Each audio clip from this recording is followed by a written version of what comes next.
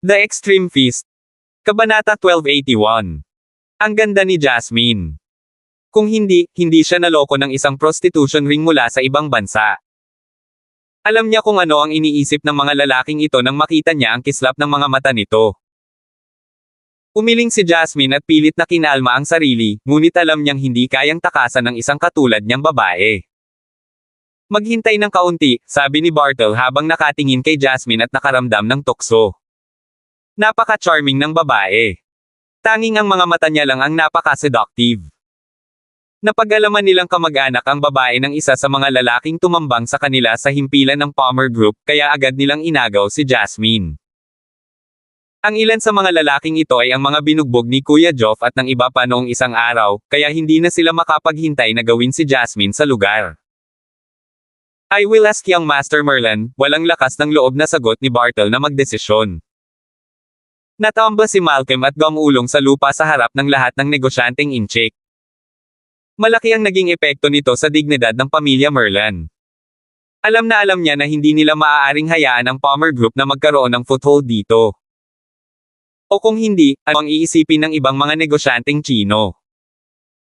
Kung makapasok sila sa ibang bansa nang hindi binabayaran ng Chinese Chamber of Commerce para sa kanilang suporta, lahat ay susunod. Sinisikap ni Ethan na sirain ang prestihiyo ng Chinese Chamber of Commerce. Paano hinayaan ni Malcolm na mangyari ito? Huwag kang gumawa ng kahit ano sa kanya. Tanungin ko si young Master Merlin.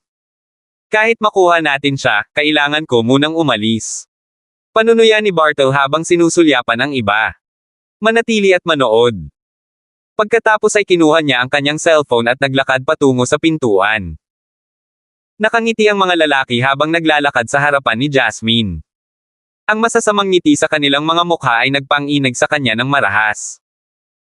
Nakakagawa lang siya ng ganito dahil nakabusangot ang bibig niya. Ginagawa nitong mas stimulated ang kanilang pakiramdam. Be good. Don't worry. Hindi ka matatakot agad. Damn, alam mo bang binali ng lalaki mo ang paa ko? Tatapusin ko siya ngayon. You have good skin. I'm sure you'll get a good price if we sell you. Nakakatakot si Jasmine sa mga masamang sinabi nila. Nabili na naman ba siya sa prostitution? Maaari lang niyang piliin ang mamatay. Samantala, isang sasakyan ang mabilis na humaharurot sa highway. Si number 5 ay nakaupo sa kotse na may dugong mga mata kasama si Kuya Joff at ang iba pa. Wala pang nakakita sa number 5 na ganito. Mahal na mahal ni number 5 si Jasmine. Huwag kang mag-alala. Magiging maayos din ang lahat, aliw ni Kuya Joff habang tinatapik ang balikat nito. Isinusumpa ko ang sinumang maglakas loob na hawakan ang iyong babae ay mamamatay sa isang kakilakilabot na kamatayan. May mga nakamamatay na tingin sa number 3, number 4 at number 6 na mga mukha din. Hindi man lang sila maglalakas loob na harapin ang kamatayan, ngunit kung may magbabante sa kanilang mga mahal sa buhay, hinding-hindi nila pababayaan ang bastos na iyon. Kamusta? Sabi ni Ethan habang sinasagot ang phone niya sa front seat. May nahanap ka ba? Send me the exact location. Hindi na nag-abalang makipag-chat si Ethan kay Kent. Napakabilis, natanggap ni Ethan ang lokasyon ng bodega. Mabilis niyang pinahihit ang manibela kaya tumaas ang itim na usok mula sa mga gulong. Si Ethan ay parang papatay ng tao. Kahit na nakaupo siya ay nakakatakot ang liwanag sa kanyang mga mata. Sa labas ng lumang bodega. Kausap ni Bartle si Malcolm sa telepono, young Master Merlin, nahuli namin siya. Girlfriend siya ng isa sa mga tauhan ni Ethan. Dapat ba namin siyang alagaan? Alam niyang kadalasang nagbubulag-bulagan si Malcolm sa mga ganoong bagay. Lalo na dahil nasaktan ng Palmer Group ang pamilya Merlin, natural na gusto ni Malcolm na bigyan ng babala si Ethan at ang iba pa. Huwag kang mag-alala. Hindi namin siya papatayin. Ipapaalam namin sa Palmer Group kung ano ang mangyayari kung mawawalan sila ng suporta. Sigaw ni Bartle. Wala sa mga babaeng empleyado nila ang nang-ahas na magtrabaho sa ibang bansa. Kabanata 1282. Malamig na ngumiti si Bartle pagkatapos ibaba ang telepono. Pagkatapos ay isang masamang liwanag ang sumilay sa kanyang mga mata. Napahilamos siya sa mga kamay habang iniisip ang magandang mukha ni Jasmine at agad na nanuyo ang lalamunan. Pumasok si Bartle pagkabukas ng pinto nang marinig ang pagsigaw ni Jasmine. Pinalibutan siya ng mga lalaki para takutin siya ng kusa. Gusto nilang marinig siyang sumisigaw sa takot. Bitawan mo ako! Bitawan mo ako! Huwag mo akong hawakan, mga hayop! Magwala! Papatayin kayong lahat ng tao ko! Papatayin kayong lahat! Puno ng luha ang mukha ni Jasmine habang pilit na kumawala ngunit wala itong nagawa. Hindi ito pababayaan ng mga kilabot na ito. Kuya Daryl, kumusta ang usapan? Napangiti ng malapad ang mga lalaki nang makita nilang bumalik si Bartle nang hindi tinatago ang kanilang pagkasabik. Sabi niyang Master Merlin, siguraduhin lang natin na hindi natin siya papatayin. Kailangan lang natin siyang turuan ng leksyon para umatras ang Palmer Group, mahinahong sagot ni Bartle habang sinusulyapan si Jasmine. Pagkatapos ay itinuro niya ang lumang sofa sa tabi niya at sinabing, ay drag mo siya doon. Ay oo. Mabilis na kinaladkad ng mga lalaki si Jasmine. Bitawan mo ako. Bitawan mo ako. Mga hayop kayo. Hayop. Siguradong papatayin kayong lahat ng mga tauhan ko. Lahat kayo. Malakas na sigaw ni Jasmine pero walang epekto. Sinampal siya ng malakas ng isa sa mga lalaki at sinabing, sumisigaw ka. Ituloy mo lang. Sisigawan kita hanggang sa mamamaos ka sa 1 minuto. Napakagatlabi si Jasmine at dumura sa mukha niya ang dugo. Basura kayong lahat. Ang kaibigan ko. Tiyak na papatayin kayong lahat. Papatayin niya. Nagpupumigla si Jasmine habang nakaipit sa sofa. Napapikit siya sa kawalan ng pag-asa nang makita niyang tinanggal ni Bartle ang kanyang sinturon habang naglalakad siya palapit sa kanya. Pagkatapos ay bigla niyang inangat ang kanyang ulo at sumigaw habang ang kanyang puso ay nadurog, number 5. I will marry you in my next life. Biglang bumukas ang pinto ng bodega. Isang kotse ang dumating na nag-charge. Tinanggal lang ni Bartle ang sinturon. Sa sobrang gulat niya ay nanginginig ang mga paa niya. Tapos nagmamadali siyang tumalikod at nagtanong, sino yon? Bumukas ang pinto ng sasakyan bago pa man ito tuluyang huminto. Si number 5 ay umabant at kumilos ng napakabilis na para siyang anino habang dumiretso siya sa Bartle. Parehong mabangis si Kuya Joff at ang iba pa. Para silang isang grupo ng mabangis na lobo na tuluyang nabaliw. Papatayin kita. Namula ang mga mata ni number 5 nanograms makitang nakasandal si Jasmine sa sofa na baka sa mukha ang kawalan ng pag-asa. Maging ang boses niya ay namamaos ng sumigaw at humarap kay Bartle sa isang iglap. Sinuntok niya ng mariin ang mukha ni Bartle, at pumutok ang baba ni Bartle. Hindi naging madali para sa kanya ang number 5. Inunat niya ang kamay para hawakan ang braso ni Bartle at pinaikot iyon. Malakas na sigaw ni Bartle. Huwag kang sumigaw. Nag-hysterical ang number 5 nang isa-isa niyang baliin ang mga braso at binti ni Bartle at sinampal siya ng napakalakas na napabalikwas siya at bumagsak sa lupa. Agad na humina ang paghinga ni Bartle, at nanginginig siya habang puno ng dugo ang kanyang bibig. Nabalian na ni Kuya Joff at ng iba pa ang leeg ng lahat ng iba pang lalaki bago pa man nila alam kung ano ang nangyayari. Jasmine. Sigaw ni number 5 habang nagmamadaling kinakalas ang mga tali sa kanyang mga kamay at paa. Kinagat niya ang ngipin niya na halos damyugo ang mga ito sa sinabi niyang, I'm sorry. I'm sorry. I dragged you into this. Hindi napigilan ni Jasmine ang sarili ng mapagtantong number 5 ang lalaking nasa harapan niya. Napaungol siya ng malakas habang nakayakap sa kanya. Mula sa kotse si Ethan at tumingin kay Bartle, na nasa bingit ng kamatayan, nasingkit ang mga mata. Joff, sirain mo ang pagkalalaki niya at itapon mo sa pintuan ng mga Merlin. Kabanata 1283. Oo, Big Boss. Agad namang umalis si Kuya Joff nang walang pag-aalinlangan. Tapos may lumabas na crack. Half-conscious pa rin si Bartle. Iminulat niya ang kanyang mga mata habang sumisigaw sa sakit. Tapos nawalan siya ng malay. Ay drag mo siya. Kinaladkad ni number 6 si Bartle na parang patay na aso. Niyakap ni Jasmine ang number 5 at yamakap sa kanyang mga braso. Halatang natakot siya. Huwag kang mag-alala. Babae ka ng number 5, kaya hindi namin hahayaan na may mga api sa iyo. Kung sino man ang mahawakan mo ay kailangang magbayad ng mabigat na halaga, sabi ni Ethan habang naglalakad. Number 5, ibalik mo siya sa hotel at huwag mo siyang hayaang mag-isa. Salamat, Big Boss.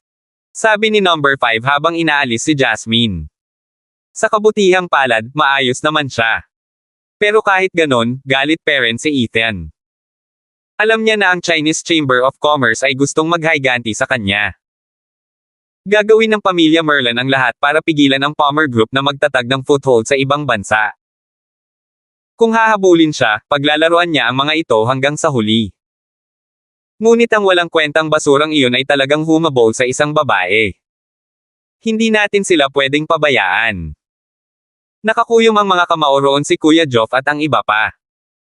Sila ay isang pamilya na dumaan sa buhay at kamatayan. Nung inatake nila yung babae ni number 5, kapareho ng pag-atake sa babae nila. Paano kaya nila ito nakahiga? Lumingon si Ethan at tumingin sa kanila. Tapos sabi niya, huwag kang mag-alala. Na-blacklist ang Chinese Chamber of Commerce, kaya hindi na sila magtatagal. Samantala, sa bakanan ng tirahan ni Merlin, may humantong sasakyan sa harap ng pinto at binuksan ang pinto. Pagkatapos ang itim na bag ay casual na ibinagsak sa lupa bago bumaril. Agad namang tumakbo ang lalaking nasa pinto para buksan ang bag at mas nagulat pa ito. Kuya Daryl. Si Kuya Daryl. Sabihin mo na kay Young Master. Sa loob ng tirahan ng pamilya Merlin. Kausap ni Malcolm si Jasper Merlin. Ang Chinese Chamber of Commerce ay hindi lamang kabilang sa pamilya Merlin. May bahagi din ang mga pamilyang Kin at Weaver. Para naman sa pamilya Moore. Ang buhok ni Jasper Merlin ay nagsimulang maging kulay abo kamakailan. Nang pag-usapan nila ang tungkol sa pamilya Moore, ang kanyang mukha ay agad na naging mabagsik habang sinabi niya, wala kaming alam tungkol sa kung paano gumuho ang pamilya Moore hanggang ngayon. Pare, nabalitaan ko na ang pinuno ng pamilyang Moore na si Dalton ay napakalakas. Siya mismo ay isang napakahusay na mandirigma at maraming mga gwardya sa paligid niya, kaya paano siya papatayin? Tanong ni Malcolm. Pwede bang internal conflict? That's the only possibility. Ang tanging paraan na maaaring mangyari ay kung siya ay pinatay ng isang taong malapit sa kanya. Isa pa, narinig niyang nakikipag-away si Dalton sa bodyguard niyang si Cillian. Ha! Kahit anong bagsak nila, wala na ang pamilya Moore, panunuyan ni Jasper. Kung hindi mapahamak si Dalton, hindi tayo magkakaroon ng kapangyarihan sa Chinese Chamber of Commerce. Ang pamilya Moore ay walang alinlangan ang pinakamalakas na miyembro ng Chinese Chamber of Commerce. Ang kanilang pamilya ay may suporta ng 12 subsect ng King Sect. Gayun din, mayroon silang ilang mga kasino sa Las Vegas. Dahil dito, naging napaka-impluwensya ng pamilya Moore. Ang ulo ng pamilyang Moore, si Dalton, nag-iisa, ay napakabigat na walang makakatalo sa kanya. Kahit na napilitan ng Monarch Sect na umalis sa China, naging isa sila sa pinaka-maimpluwensyang puwersa sa ibang bansa. Tama. Ito ay isang magandang panahon para sa aming pamilya na lumago, sabi ni Malcolm. Kinuha ko ang lahat ng umalis sa King Sect, kaya sa hinaharap, ang pamilya Merlin. Malcolm, kailangan mong tandaan ito. Nagsalita si Jasper Merlin nang hindi naghihintay na matapos si Malcolm, ang pinakamahalagang bagay para sa atin ngayon ay ang manatiling mapagbantay. Hindi natin dapat pabayaan ang ating pagbabantay bago natin malaman ang dahilan sa likod ng pagbagsak ng pamilya Moore. Ang mga pamilyang Kin at Weaver ay may parehong pinasyahan ang kanilang sarili at kumilos ng may puso. Mag-ingat ka rin. Mag-ingat ka rin. Tumingin si Jasper kay Malcolm na may malaking pag-asa sa kanya. Kabanata 1284. Ang kapalaran ng pag-unlad ng pamilya Merlin sa hinaharap ay nakasalalay kay Malcolm. Tumatanda na si Jasper, at kontento na siya na dinala niya ang pamilya hanggang dito.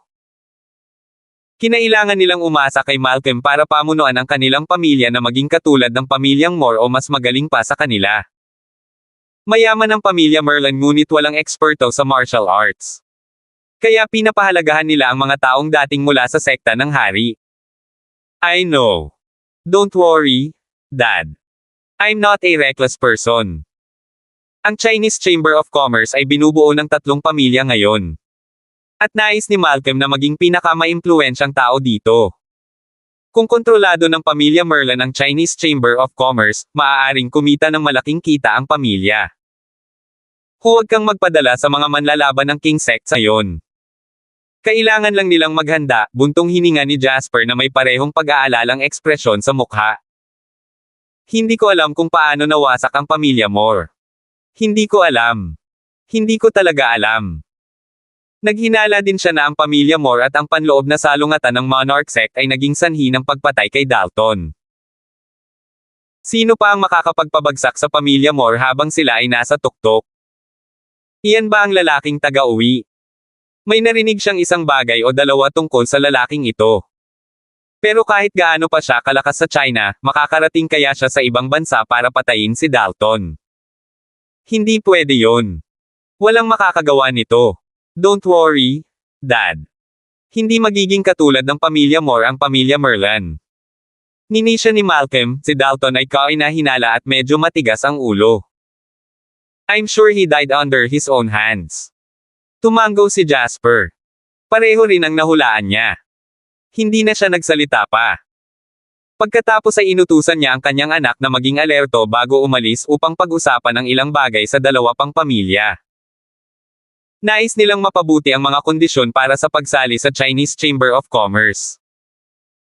Sa kasalukuyan, humihingi lamang sila ng 20% taunang kita at iyon ay tila masyadong mababa. Hindi nagtagal pagkaalis ni Jasper, may tumakbo sa pinto at bumulong sa tenga ni Malcolm. Nasaksak. Nag-aalalang tanong ni Malcolm. Ipasok mo siya. Nabali ang 4 na paa ni Bartle, at pati ang kanyang pagkalalaki ay nawasak. Imposibleng maging tunay siyang lalaki muli sa buhay niya. Sino ang gumawa nito? Galit na sigaw ni Malcolm.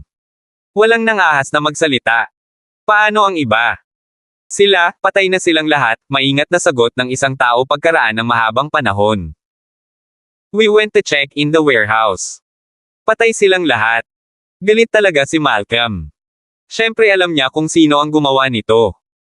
Si Malcolm ang nag-utos kay Bartle na turuan ng leksyon ang Palmer Group. Sinabihan niya si Bartle na arestuhin ang ilang empleyado ng Palmer Group para bantasin na Ethan at Diane at sa wakas ay inaresto ni Bartle ang babaeng number 5. Ngayon si Bartle ay may kapansanan. At baka hindi na siya makaligtas sa gabi. Young Master Merlan, mangyaring dalhin ang mga mandirigma sa pamilya sa. Hindi natin kaya. Ninisya ni Malcolm. Sinabi lang ni Jasper na kailangan nilang maging handa para sa anumang sorpresang pag-atake, lalo na sa mga maaaring samaire sa pamilya Moore. Kahit maliit lang ang posibilidad, hindi siya naglakas loob na maging pabaya. Tsaka yung Palmer Group at Ethan lang ang mahina. Wala sila. Hindi sapat ang mga ito para ipatawag niya ang mga napakahusay na mandirigma ng pamilya Merlan. Palmer Group? Oh, Palmer Group. Masyado kang walang ingat, sabi ni Malcolm na may malamig na tawa. I gave you a chance, but you didn't appreciate it and you keep provoking the Merlan family. Do you think my family will let you easily? Namilog ang mga mata ni Malcolm habang nakatingin sa ibaba at sumulyap kay Bartle, na halos wala ng buhay. Pagkatapos ay sinabi niya, ipadala siya sa ospital at subukang iligtas siya. Lumingon siya nang hindi man lang tumitingin sa kanya. Pagkatapos ay kinuha niya ang kanyang cellphone at nag-dial ng pamilyar na numero. I have a solid business proposal worth up to $100 million. Are you in? Kabanata 1285. Ibinalik ni Ethan ang lahat sa hotel. On the way back, walang sinabi ang number 5. Hinawakan lang niya si Jasmine sa mga braso niya at kinagat ang mga labi. Hindi niya alam kung ano ang sasabihin. Hindi siya magaling magsalita at hindi marunong magsabi ng tama. Ang natitira ay hindi nag-abala sa kanila. Buti na lang okay na siya. Kung hindi sila magdadalawang isip na baligtarin ang mundo kung kailangan nila. Pinuno. Inayos na ni Diane ang kwarto at nasa loob siya kausap si Jasmine at inaalo ito. Nakatayo sa labas ng pinto ang number 5 na may dugong mga mata.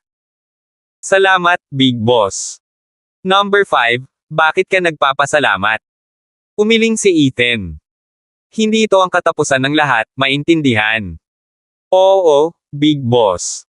Itinulak ni Diane ang pinto at lumabas. Tumango siya kay Ethan at bumaling sa number 5. Number 5, pasok ka at samahan mo siya. Don't worry, he's fine. Tumango si number 5 at nilingon si Kent na nakatayo sa tabi ni Ethan. Ate, may utang ako sayo. Kung hindi tumulong si Kent at ang iba pa ay hindi niya mahahanap si Jasmine ng ganoon kabilis. Hindi sila pamilyar sa lugar, kaya sa oras na natagpuan nila ito, sino ang nakakaalam kung ano ang mangyayari pagkatapos. Hindi na kailangan, hindi na kailangan. Tumawa si Kent at nag-wave ng kamay. Lahat tayo ay isang pamilya, hindi mo kailangang maging magalang. Si Ethan ang nagsabi kay Kent na hanapin ang number 5. Kung ang sinuman ay may utang na pabor sa sinuman, si Kent ang may utang kay Ethan maraming taon na ang nakalilipas, at hinding-hindi niya matatapos ang pagbabayad nito sa buong buhay niya. Hindi na nagsalita pa si number 5 at pumasok na sa kwarto para makasama si Jasmine. Dapat kang magpahinga kaagad. Gabing-gabi na at kailangan pang magtrabaho ni Diane kinabukasan, kaya sinabihan siya ni Ethan na matulog na. Tiyak na hindi ito ang katapusan ng lahat. Alam ni Ethan na ang layunin ng pamilya Merlin ay sirain ang pagpapalawak ng Palmer Group sa ibang bansa at ayaw nilang hayaan ang Palmer Group na magkaroon ng foothold sa ibang bansa. Sinubukan nilang salakayin ang mga empleyado ng Palmer Group, ngunit lahat sila ay nasa tabi ng hotel, kaya nahanap nila si Jasmine. Kung hindi pa siya nahanap ni Kent sa tamang panahon, buong buhay niya itong pinagsisihan ni number 5. Lumabas si Ethan sa lobby kasama si Kent kung saan naghihintay si Kuya Geoff at ang iba pa. Lumapit si Kuya Geoff at ang mga lobo kay Kent at kinilig siya sa pag-aakalang sasampalin siya ng mga ito. Maraming salamat. Sabay-sabay na sabi ng lahat ng mga lobo. Ito ay hindi lamang isang pabor para sa numero 5. Para sa kanilang lahat yan. Bahala ka. Bahala ka. Mabilis na bumalik sa formalidad si Kent. Nilinggan niya si Ethan. Medyo hindi siya komportable at ito ang unang pagkakataong may nagpasalamat sa kanya ng sobra. Hindi na kailangang maging magalang sa paligid niya, sabi ni Ethan. Basta nasa Las Vegas ka at kailangan mo ng tulong ni Kent, sabihin mo lang. Tama na. Sabi ni Kent. Mga kapatid, kung may kailangan kayo, sabihin mo lang. Ang negosyo mo ay kapareho ng negosyo ni Mr. Hunt, at negosyo ko si Mr. Hunt. Napansin niya na medyo maitim ang balat ng mga lobo at naisip niya na ito ay natural. Natuklasan na lang niya na sobrang sunburn na pala sila ng araw pagkatapos magtanong. Nang matapos silang mag-usap ay nag-ring ang phone ni Kent. Tiningnan niya ang numero at kumunat ang noo niya. Ano yan? Sinagot ni Kent ang tawag at agad na bumagsak ang ekspresyon nito. You stay by your side and I stay by mine. I don't think wala kang kinalaman sa problema ko. Sinulyapan niya si Ethan at tinuro ang phone niya sabay sabing, the problem is here. Hindi umimik si Ethan at tumango lang. Nakatanggap ng mensahe si Kent. Fine. Kung gusto mong mag-usap, mag-usap tayo. Binaba niya ang tawag. Sabi ni Kent, it's someone from the 9th District. Sinabi niya na tumawid ako sa linya dahil ang mga taong na-rescue namin ay dinala sa isang lugar malapit sa 9th District at naapektuhan sila. Kabanata 1286. Siyempre alam ni Kent na hindi ito tinuturing na 9th District. Walang karapat-dapat na labanan sa hangganan ng dalawang distrito, at iyon ang dahilan kung bakit nagkasundo ang magkabilang panig na gumuhit ng linya doon. Ngunit ngayon ay isang tao mula sa 9th District ang nag-aakusa kay Kent na tumawid sa linya upang iligtas ang isang tao. Anong sabi nila? Tanong ni Ethan. Gusto daw nilang makipag-usap at sinabing ibigay ko siya. Akala siguro nila ako ang nagligtas sa kanya. Medyo malaki ang kaguluhan sa 8th District at maraming tao ang gumagalaw. Hindi katakataka na ang 9th District ay nagkamali. Ngunit alam ni Kent na ang lahat ng kanyang mga tauhan ay walang halaga kumpara sa mga lobo kasama si Ethan. Sila ay nasa ibang antas. Then we'll talk, mahinahong sabi ni Ethan. Tumingin siya ng diretso kay Kent at pinaikit ang mga mata habang nagsasalita sa mahinang boses, hindi kaibigan ng sinumang dumating sa oras na ito. Sige. Agad namang tumakbo si Kent para maghanda. Samantala, ang namamahala sa ilegal na singsing sa 9th District ay si McCary. Ibinaba niya ang telepono at hinaplos ang kanyang balbas. This is a $100 million deal and there is no need to use knives or guns. Hindi ba nangangaha si Kent na ibigay ang taong gusto ko? Sa tingin ba niya ay stable ang posisyon niya sa 8th District? Ngumuso si McCary at punong-puno ng disdain ang ekspresyon niya. Ang ika-8 distrito ay ang pinakamahirap na distrito sa Las Vegas. Kung wala siyang interes sa distrito, imposibleng makontrol ito ni Kent. Kung gusto niya, pwede niya itong bawiin kay Kent anumang oras. Halika, kunin mo ang pera natin. Para sa kanya, tiyak na kanya ang $100 million. Wala siyang kinatakutan at dinala niya ang kanyang mga tauhan sa 8th District. Ang 8th District ay isang sikat na slum area sa Las Vegas. May mga taong walang tirahan sa lahat ng dako, nakakulong sa dingding at nagtatago sa malamig na hangin ng gabi. Magulo ang ekspresyon ng mukha ni Kent. Napansin niya na ang mga lobo ay nakatingin sa mga taong ito at ipinaliwanag niya, ang 8th District ay masyadong mahirap at walang gustong magtayo ng negosyo sa lugar na ito at walang mga pagkakataon sa trabaho. Kaya para mabuhay, marami sa kanila ang nagsasagawa ng mga ilegal na gawain, kabilang ang mga ordinaryong mamamayan. Laganap ang krimen dito at lahat ng uri ng tao sa lugar na ito. Kahit na ang ilang mga bata ay natututo kung paano gumawa ng mga krimen mula sa isang murang edad, at si Kent ay nalungkot nang makita niya ang mga bagay na ito. Napatingin sa kanya si Kuya Geoff at mabilis na ikinaway ni Kent ang kamay niya. Tumigil na ako sa mga ganyan, hindi ako papayag na manakit ng iba si Mr. Hunt. Alam na alam niya iyon. Noon, ang mga taong pinatay ni Ethan ay ang mga nagbigay sa ilang ordinaryong mamamayan ng mga bagay na makakasama sa kanila. Naisip mo na bang baguhin ang lugar na ito? Napatingin si Kuya Geoff kay Kent at seryosong nagsalita. Baguhin ang mga tao dito at baguhin ang kapaligiran dito. Si Kent naman ang natulala. Baguhin ang lugar na ito. Kanina pa niya ito pinag-isipan, ngunit hindi niya alam kung saan magsisimula. Wala siyang pera o kakayahan, at ang ika-8 distrito ang pinakamahina sa 13 distrito. Tanong ko, naisip mo na bang baguhin ang lugar na ito? Tanong ulit ni Kuya Geoff.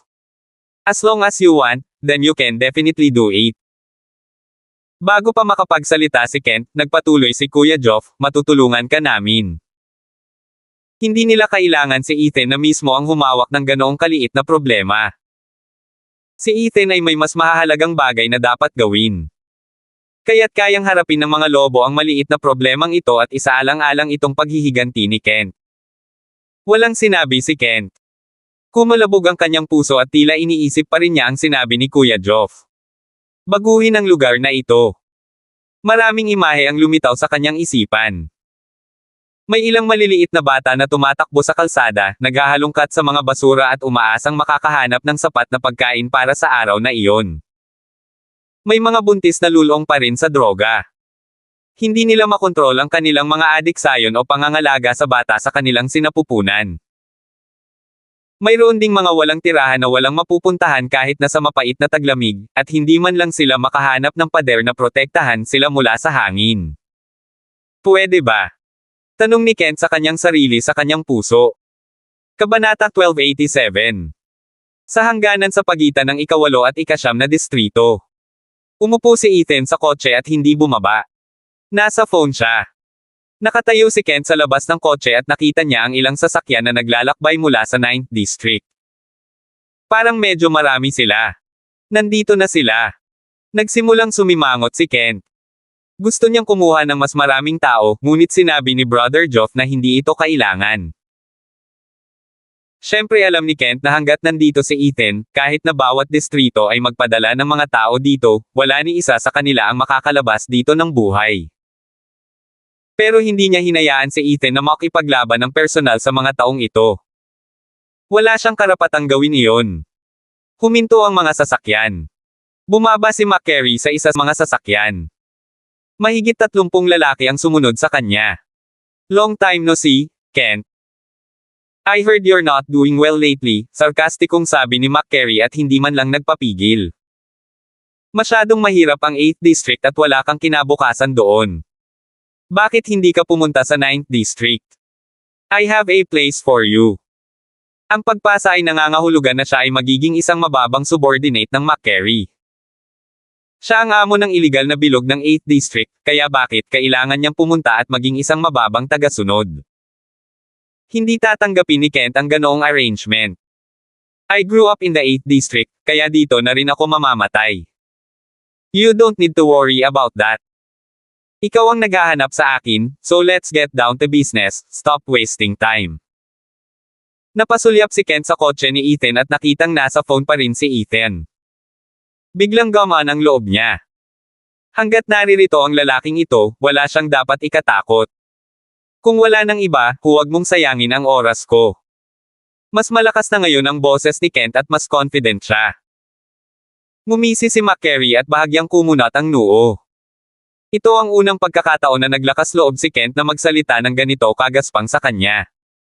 Ho, fine. Hindi na ako mag-aaksaya ng oras. Ibigay mo yung babaeng kinuha mo sa 9th District, he went straight to the point. Tsaka, ibigay mo yung mga taong talagang nangaagaw sa kanya. The rest is none of your business and you can leave. Gusto ni McCary na ibigay ni Kent si Ethan at ang mga lobo. Gustong tumawa ni Kent. Alam ba ni McCary ang tinatanong niya? McCary, binabalaan kita, huwag sobra. Sagot ni Kent. Simula kailan itinuturing na bahagi ng 9th District ang seksyong iyon? Haha. Basta gusto ko, pati ang 8th District mo is considered part of my 9th District. You are crossing the line and this is not something you should do. Kent, hanggang ngayon ba napakatanga mo? Tumawa ng malakas si Macker. Biglang nagdilim muli ang kanyang mukha at naghanda ang mga tao sa likod niya sa pag-atake. Masyadong nagbabanta ang mga ekspresyon nila. Huwag na tayong mag-aksaya pa ng oras, kung hindi, simula ngayon, wala nang mamamahala sa kanila ang 8th District. Nagtakip ng ngipin si Kent. Puno ng galit ang mukha niya. Ipaubaya mo sa kanya. Isang boses ang nagsalita mula sa likuran. Lumingon si Kent at nakitang bumaba na ng sasakyan si Ethan at naglalakad na. Tumabi siya kay Kent at tinitigan si McCary habang diretso sa punto. Pinadala ka ng mga Merlan dito diba? Agad na nanliit ang mga mata ni McCary. Sino ka? Hindi mo ba ako hinahanap? Mahinahong sabi ni Ethan. At sila. Tinuro niya si Kuya Joff at ang iba pa. Nabanggit mo ang mga taong nagligtas sa babaeng iyon mula sa 9th District. Kami iyon. Umabant siya ng isang hakbang at isang hakbang din ang mga lobo. Gusto mo ba kaming ihatid? Napatingin sa kanila si McCary at napansin niyang unti-unting nagbabago ang nilang aura. Marahas na nayanig ang kanyang puso. Hindi niya inaasahan na malalaman kaagad ni Ethan na siya ay pinadala ng pamilya Merlan. Dahil nasa labas ka, ibabalik namin siya. With that, agad na tumakbo ang mga tao sa likod ni McCary papunta kay Ethan at sa iba pa. Ngunit si Kuya Joff at ang mga lobo ay mas mabilis kaysa sa kanila. Kabanata 1288. Galit na galit ang lobo sa loob. Bago nila hanapin ang pamilya ni Merlan para masolusyonan ang problemang ito, itong McCary na ito ang unang humahanap sa kanila. Ang mga figure na ito ay gumagalaw na parang makamulto na anino sa gabi, agresibo at nangingibabaw. Ang mga lobo ay tumakbo sa karamihan ng mga tao at sinimulan ang kanilang massacre. Para bang isang grupo ng mga lobo ang pumasok sa isang kawan ng mga tupa, at sila ay lubhang mabangis. Si McCary ay nasa isang kakilakilabot na sorpresa. Hindi niya inaasahan na ganito kabangges ang mga lobo. Nagbago ang ekspresyon niya at inabot niya ang baril. Itinutok niya ito kay Ethan at papatay na tumingin sa harapan. Pagod na kayong lahat sa buhay. Agad na nagpanik si Kent. Mr. Hunt, ingat. Pero pagkasabi niya nun, nawala si Ethan. Itinaas lang ni McCary ang kanyang kamay para makitang nawala si Ethan sa kanyang harapan. Masyado siyang mabilis. Biglang bumuhos ang malakas na hangin mula sa kung saan at bago pa maisip ni McCary ang nangyari, pakiramdam niya ay napilipit ang kanyang palso at hindi na niya maramdaman ang kanyang mga daliri. Isang alulong ang tumagos sa madilim na gabi. Nahulog ang baril sa kamay ni McCary at nasalo ito ni Ethan. Pinaikot niya ang daliri sa napakabilis na bilis. Sa loob lamang ng ilang segundo, binuwag niya ang buong sandata sa ilang maliliit na piraso at ang lahat ng mga bahagi ay nakaklink sa lupa. Ikaw. Namutla si McCary sa takot. Hindi pa siya nakakita ng sinumang nakakatakot noon. Bago niya matapos ang kanyang pangungusap, hinawakan ni Ethan ang leeg ni McCary at itinaas ito gamit ang isang kamay. Halos 100 kilo ang bigat nito ngunit madaling binuhat ni Ethan. Sino sa pamilya Merlin ang nagpadala sa iyo? Hayaan mo. Hayaan mo. WHO. Sigaw ni Ethan. Malcolm. Mabilis na sabi ni McCary. Siya talaga. Ang daming hula ni Ethan, pero ngayon ay makumpirma na niya ito. Magkano ba ang kailangan niyang ILA sa buhay ko? Bawat. Lahat. US $2 milyon. Sinampal ng malakas ni Ethan si McCary sa mukha at pinalipad siya. Ilang beses siyang gamulong sa lupa at puno ng takot ang mukha niya. $2 million lang ang halaga ko. Pinaikit ni Ethan ang kanyang mga mata. 10 taon na ang nakalilipas, ang kanyang buhay ay nagkakahalaga sana ng $5 milyon. 8 taon na ang nakalilipas, tumaas ito sa $30 milyon. 7 taon na ang nakalipas ay nagkakahalaga ito ng $200 milyon. 5 taon na ang nakalipas. Wala nang nangahas na mag-alok ng pera para patayin siya. At ngayon ang pamilya Merlin ay nag-aalok lamang ng $2 milyon at umaasa na papatayin siya. Kung nalaman ng mga international bigwig na iyon, wala nang gagawin si Ethan at tatapakan ng mga taong iyon si Malcolm hanggang mamatay para sa kanya. Dahil si Malcolm ay walang kahit na pangunahing paggalang kay Ethan, ang nakakatakot na Eastern God of War. Natarante na si McCary. Lumingon siya at nakita niyang wala pa rin sa mga tauhan niya ang nakatayo. Nabalian sila ng mga braso o putol na mga binti, at lahat sila ay naparalisa sa loob lamang ng ilang segundo. 8th District. Kailan sila nagkaroon ng napakaraming masasamang tao? Kailan pa nagkaroon ng nakakatakot na mga tao sa paligid si Kent? Sino? Sino ka? Nanginginig ang boses ni McCary. Hindi mahalaga kung sino ako. Lumapit si Ethan at tumingin kay McCary. Bibigyan lang kita ng isang pagkakataon. Napalunok ng husto si McCary. Naramdaman niya ang kamatayang malapit na malapit sa kanya sa unang pagkakataon. May baril siya, pero kasama si Ethan, mamamatay pa rin siya. Sabotahe at sirain ang pinakamaraming ari-arian ng pamilya Merlin sa 9th District hanggat maaari. Kung wala kang masisira, mawawalan ka ng buhay. Malamig na sabi ni Ethan. Kabanata 1289. Ang malamig at nakamamatay na hangin ay nagpanginag kay McCary. Madiin siyang tumango at hindi na nag-isip ng kung ano-ano. Basta ang alam niya ay kailangan niyang pumayag sa anumang sinabi ni Ethan. Sinisira ang mga ari-arian ng pamilya ni Merlin. Nasisira ang negosyo ng pamilya ni Merlin. Nagmula sila sa Chinese Chamber of Commerce at napaka-impluwensya. Sino ang nangahas na saktan sila? Pero kung hindi siya pumayag, mamamatay siya on the spot. Tiningnan ni McCary ang mga piraso ng kanyang baril na binuwag ni Ethan gamit ang kanyang mga kamay sa lupa at napalunok. Hindi niya akalain na makakatagpo siya ng ganito kay-tekot. Kahit may baril, walang kwenta bago si Ethan. Mas mabuting tandaan mo iyon. Tumingin ulit si Ethan kay McCary at hindi na nagsalita pa bago bumalik sa sasakyan. Lumapit si Kent kay McCary at yumuko. I warned you not to overdo it but you won't listen to me. Now that you have the opportunity, sana ay pahalagahan mo ito. Kung hindi, magbabago ang amo ng 9th District. Ngumisi siya at napakasarap sa loob. Hindi pa niya nakita si McCary sa ganitong kahabag-habag na kalagayan. Ang mga taong ito ay karaniwang nagtatapon ng kanilang timbang sa paligid at hindi binibigyang pansin si Kent. Ngunit ngayon, malalaman ni McCary na ang mga taga-8th District ay hindi madaling sumuko. At iyon ay dahil siya ay may Ethan na sumusuporta sa kanya. Sumakay na si Ethan at ang iba sa sasakyan at umalis. Nakaupo pa rin si McCary sa lupa. Puno ng pawis ang buong katawan niya at nanginginig pa. Nagsisigawan pa rin sa sakit ang mga tao sa likod niya at pakiramdam niya ay namamanhid ang ulo niya sa narinig na lamang ng mga alulong nila. Sino? Sino siya? Nagnganga ang mga ngipin ni McCary at biglang nakaramdam ng pagkamuhi kay Malcolm. Ang bastard na ito ay nagsasabing marami siya para sa McCary, ngunit walang paraan na mabubuhay si McCary upang makuha ito. May buhay pa ba siya para gugulin ito? Ginawa siya ni Malcolm na masaktan ang isang lalaking hindi niya pinanggahasang saktan ang lahat. Anak ng asungot.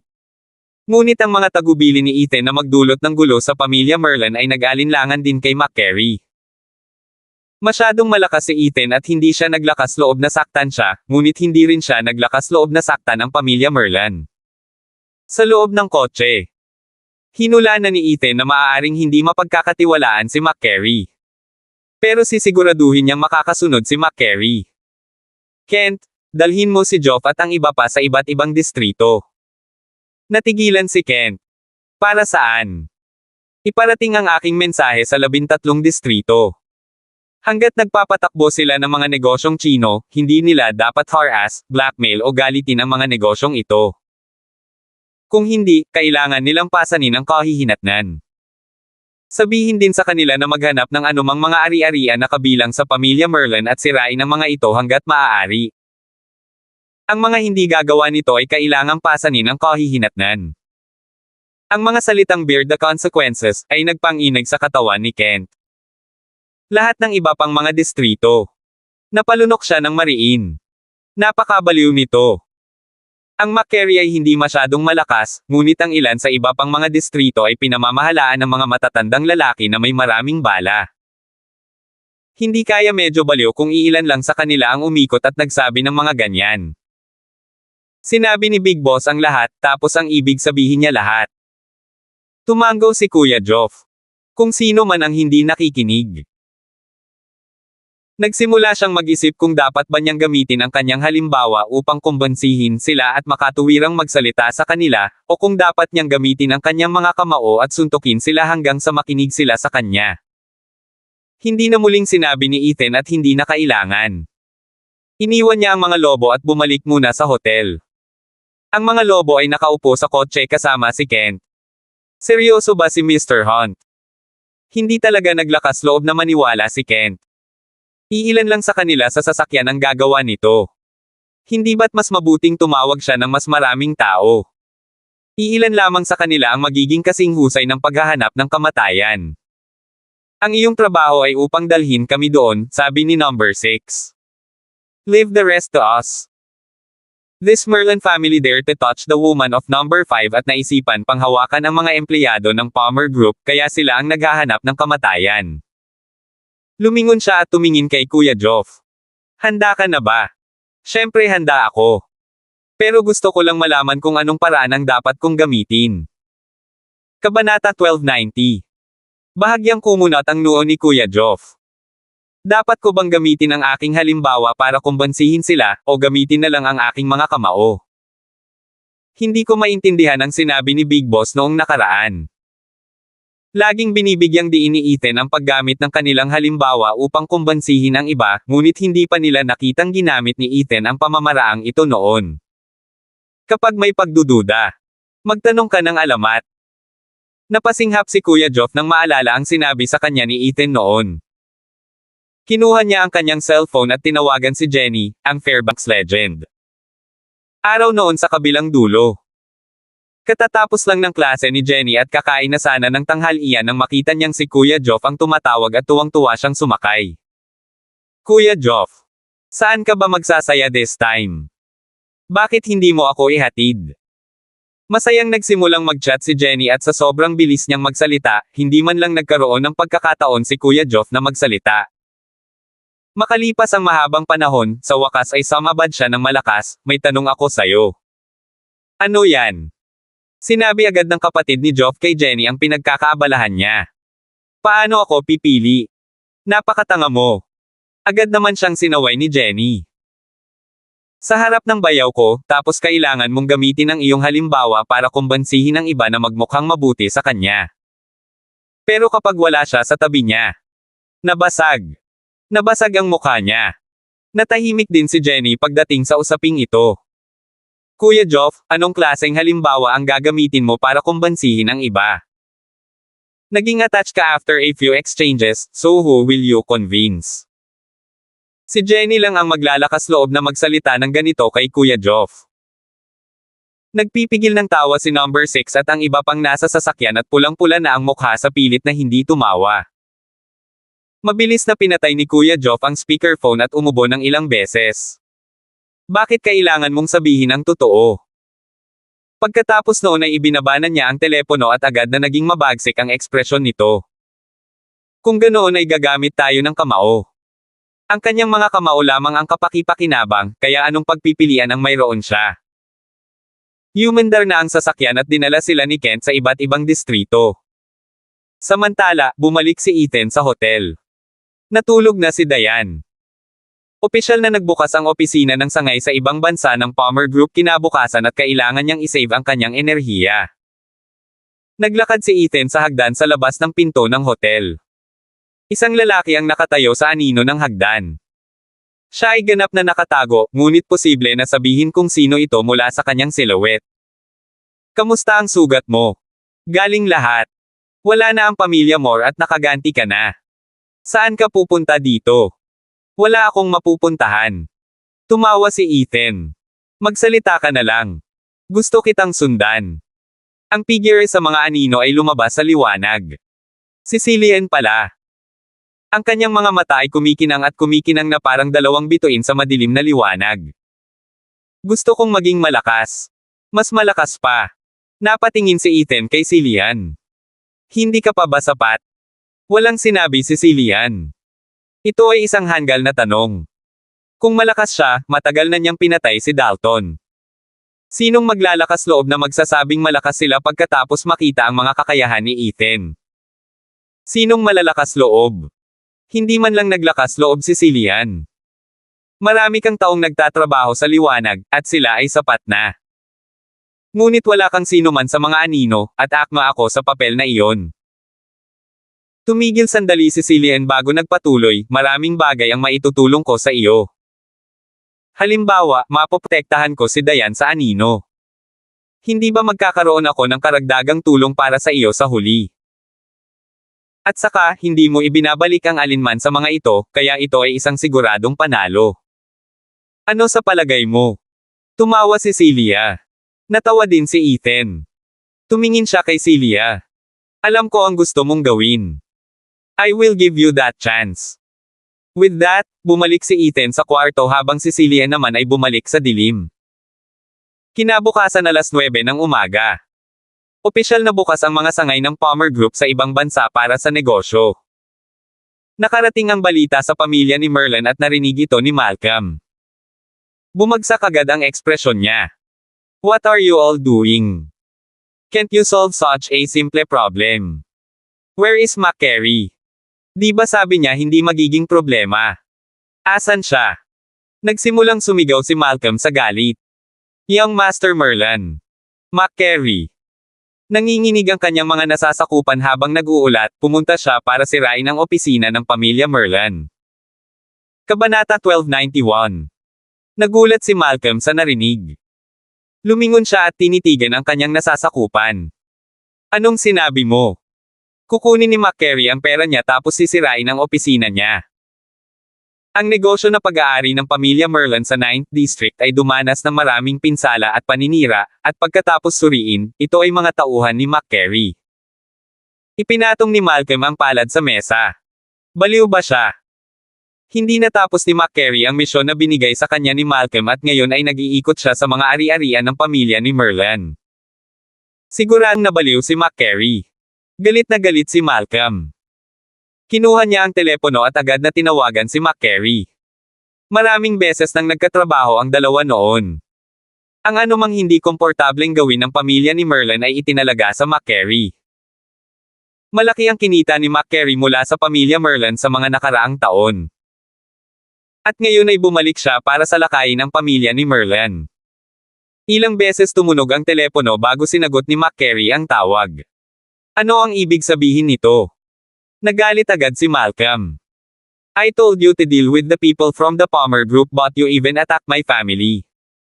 Gusto mo ba ng pera mo o hindi? Sandaling natahimik ang kabilang dulo ng telepono. Pagkatapos ito ay isang barrage ng mga sumpa at F-bomb habang si McCary ay patuloy na nagngangalit, at siya ay tila mas galit kaysa kay Malcolm. Pinadala mo ako para mamatay at kailangan kong magpasalamat sa'yo. Galit na sigaw ni McCary. Malcolm, napakawalang puso mo. Ayoko ng pera, buhay ang gusto ko. Binaba ni McCary ang tawag. Hinihingal siya at pulang-pula ang mukha niya. Isang araw lang yan. Lahat ng tao sa ibang mga distrito, lahat ng 13 mga distrito ay nabugbog sa isang pulpol.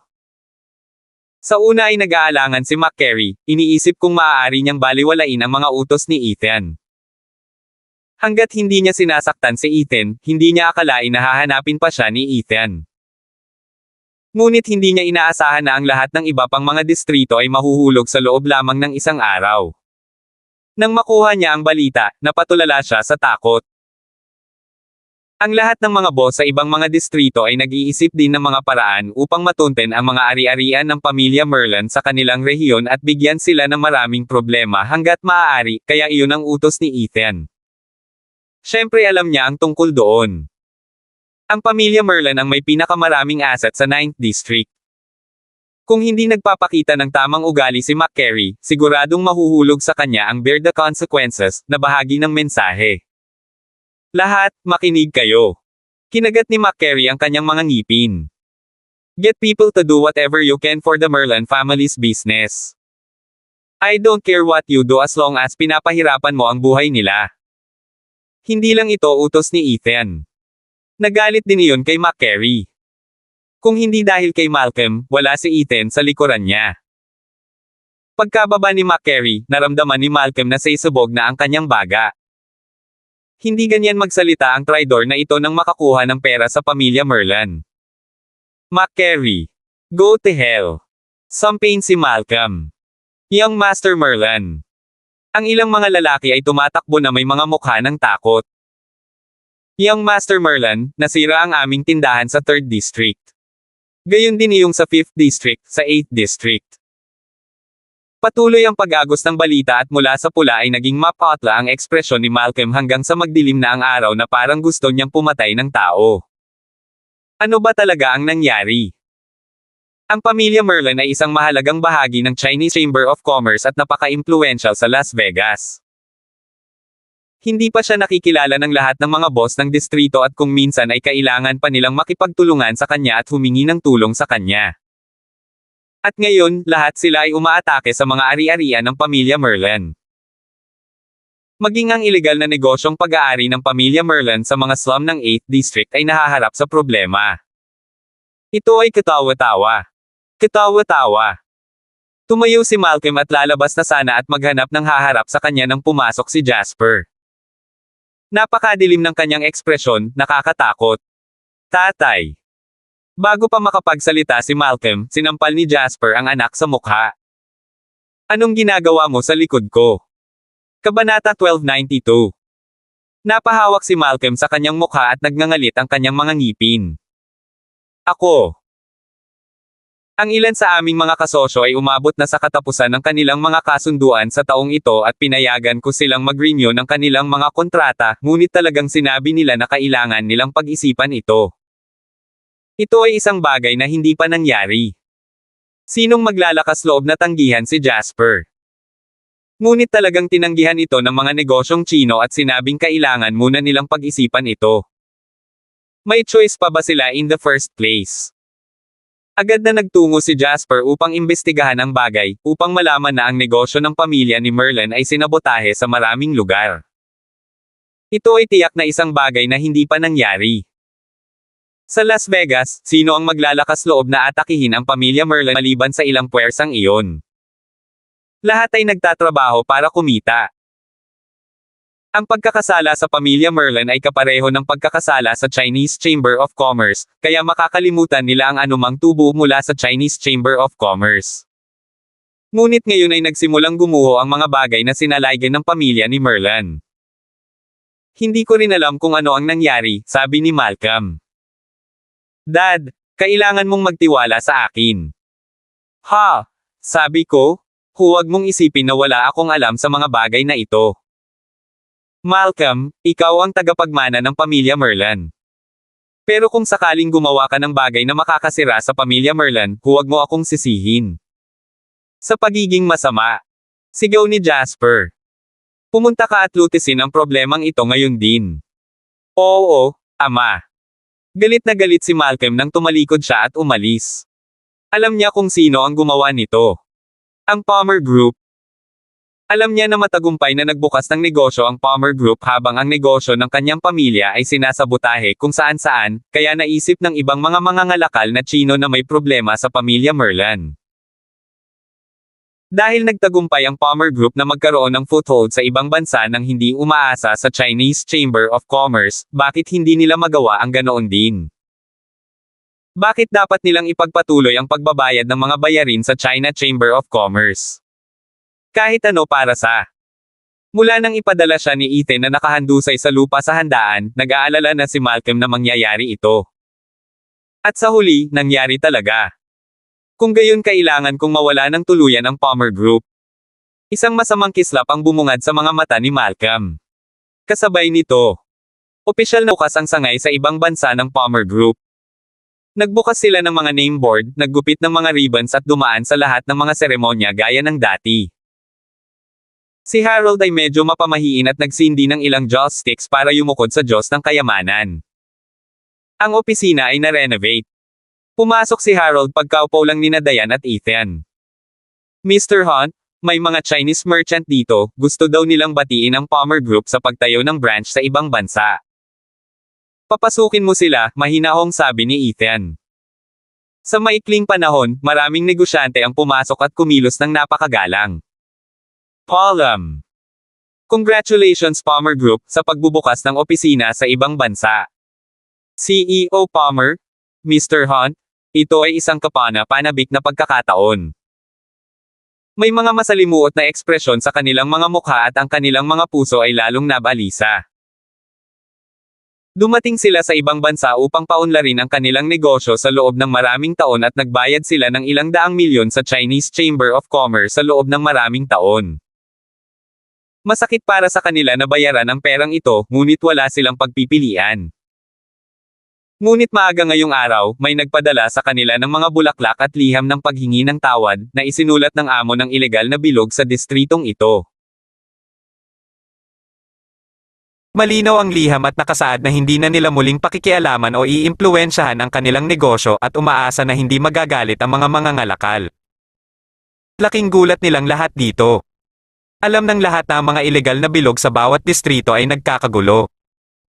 Hindi dapat basta-basta ang mga taong iyon. At sa bansang ito, marami sa kanila ang may baril kaya kung hindi ka mag-ingat, baka mabaril ka. Ngunit ngayon, ang taong ito ay talagang humihingi ng tawad at humihingi ng tawad. Ang bawat isa ay may sapat na katagalan sa negosyo at sapat na matalino upang malaman ito ng mabilis. Ang Palmer Group. Yung mga taong takot sa Palmer Group. Iyon ay dahil ipinagbawal ni Ethan mula sa Palmer Group ang mga ilegal na grupo na makialam sa mga negosyong pinamamahalaan ng mga Tsino, kung hindi, kailangan nilang pasanin ang mga kahihinatnan.